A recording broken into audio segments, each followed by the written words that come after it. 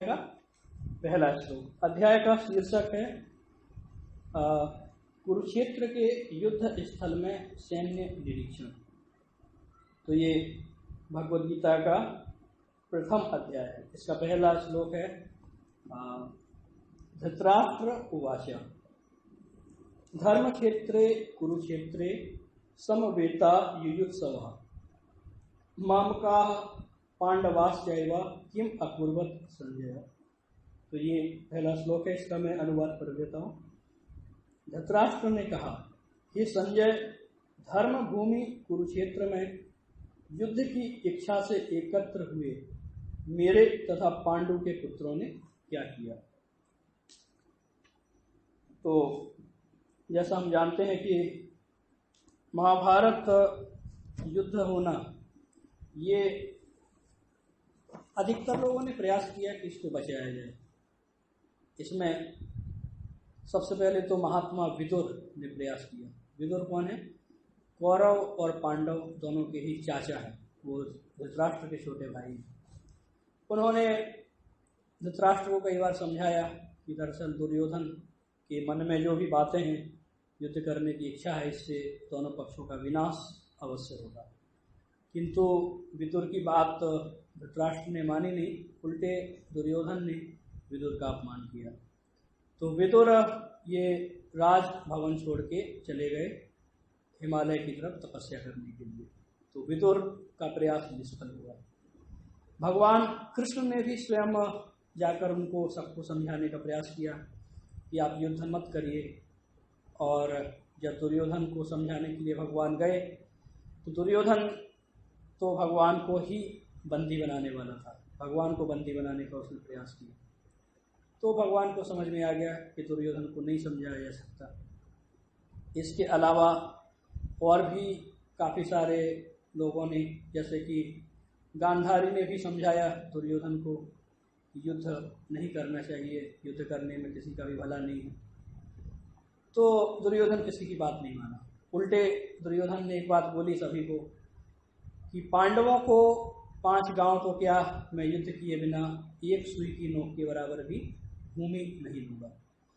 तो जब ऐसा दुर्योधन का आदेश, दुर्योधन का निर्णय आया, तो उस समय सभी लोग समझ गए कि दरअसल दुर्योधन के कारण ये महाभारत का युद्ध होने वाला है।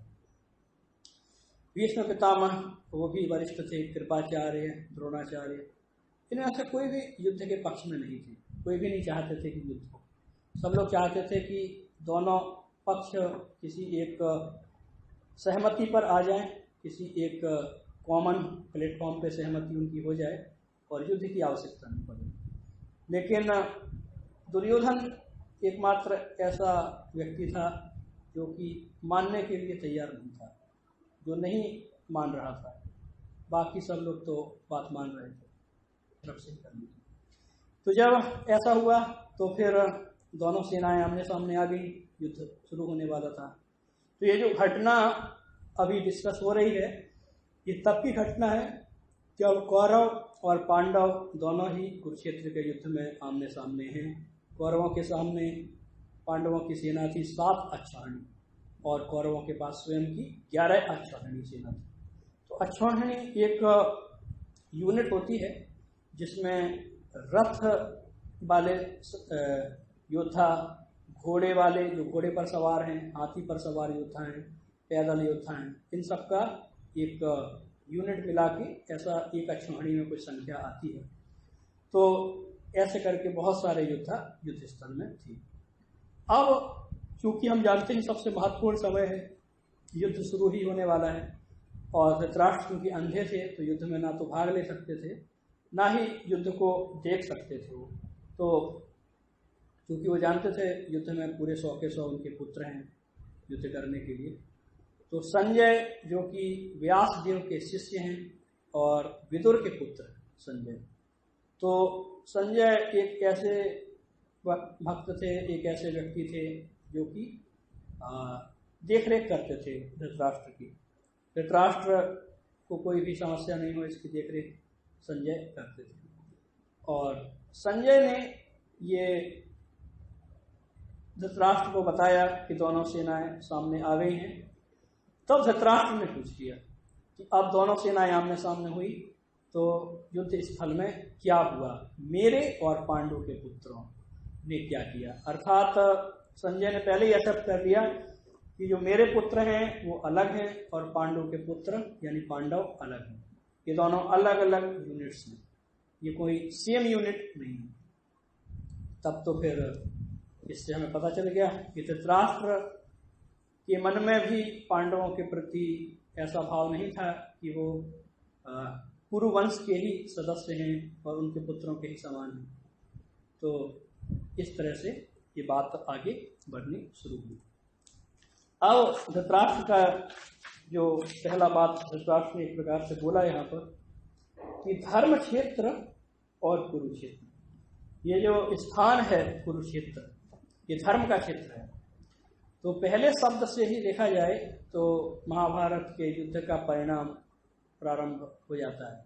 यहाँ पर हर किसी को युद्ध का परिणाम, तो धर्म क्षेत्र चूंकि स्थान का नाम है, अर्थात यहाँ पर जो भी युद्ध होगा उसमें उस व्यक्ति की विजय होगी जो धर्म की ओर से युद्ध कर रहा है। जो व्यक्ति अधर्म के रास्ते पर है वो निश्चित ही वहाँ पर हारेगा।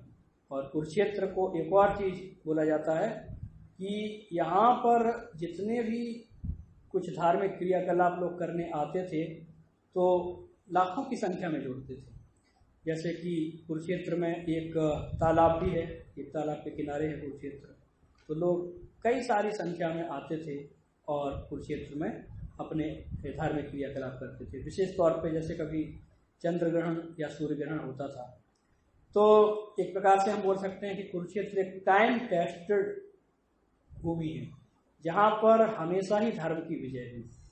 तो चूंकि धृतराष्ट्र को भी पता था कि पांडव धर्म की ओर से युद्ध कर रहे हैं तो विजय धर्म की होने वाली है कुरुक्षेत्र में, अर्थात विजय किसकी होने वाली है, पांडवों की। ये धृतराष्ट्र ने भी पहले ही एक प्रकार से घोषणा कर दी कि पांडव धर्म की ओर से तो लड़ रहे हैं, इसलिए धर्म की विजय होने वाली है, धर्म क्षेत्र कुरुक्षेत्र।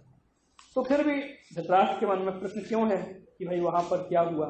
इसका अर्थ है कि धृतराष्ट्र ये जानना चाहता था कि कहीं ऐसा तो नहीं कि धर्म के क्षेत्र में युद्ध करने की इच्छा से एकत्रित हुए हैं लोग, लेकिन कुरुक्षेत्र के प्रभाव के कारण कोई संधि हो गई हो या कुछ इस प्रकार से हो गया हो। इस प्रकार की जिज्ञासा मन में थी। कई बार स्थान के प्रभाव के कारण लोग अपनी जो कुटिल प्रवृत्ति है उसको त्याग देते हैं, कई बार ऐसा होता है।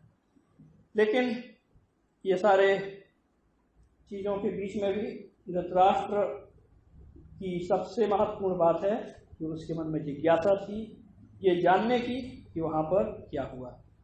तो कई बार लोग प्रश्न पूछते हैं कि धृतराष्ट्र का नाम सबसे पहले क्यों आया भगवत गीता में।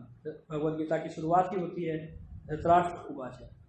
तो यहाँ पर श्रवण के महत्व के बारे में विशेषता बताई गई है कि धृतराष्ट्र के मन में जिज्ञासा थी कि ये युद्ध में कौन सी बातें हुई, क्योंकि धर्म क्षेत्र है। धृतराष्ट्र को डर था, ये बात सत्य है कि धृतराष्ट्र को के मन में डर भी था कि कहीं वहाँ पर आपस में बातचीत होके मामला सुलझ नहीं जाए। तो धृतराष्ट्र के दोनों पक्ष हैं यहाँ पर। एक तो धृतराष्ट्र को यह भी पता था कि धर्म क्षेत्र कुरुक्षेत्र है, अर्थात धर्म की भूमि है, तो यहाँ पर पांडवों की विजय होगी अगर युद्ध होगा तो। दूसरा, धृतराष्ट्र ये भी नहीं चाहता था कि युद्ध ना हो, वो चाहता था कि युद्ध हो और उसके पुत्र जीते। ऐसा होता है ना, दोनों इच्छा थी उसकी, युद्ध भी हो और उसके पुत्र जीते भी। और इसलिए धृतराष्ट्र ये जानना चाहता था कि युद्ध हुआ या नहीं हुआ। तो इसलिए धृतराष्ट्र की क्योंकि श्रवण की इच्छा थी तो इसलिए धृतराष्ट्र का नाम आया। अब श्रवण कैसे पता चलेगा कि धृतराष्ट्र के मन में ऐसा था कि भगवान कुछ बताएंगे अर्जुन को। तो ये बात भी हम समझ सकते हैं कि जब भी भगवान उपस्थित होते हैं किसी भी युद्ध में तो युद्ध बन जाता है धर्म युद्ध। वहाँ पर भगवान अवश्य ही कुछ न कुछ ज्ञान देते हैं या फिर धर्म के पक्ष की ओर कुछ न कुछ फेवर करते हैं। तो धृतराष्ट्र ये सब जानना चाहता था, तो इसलिए धृतराष्ट्र के नाम से ये बात शुरू हुई।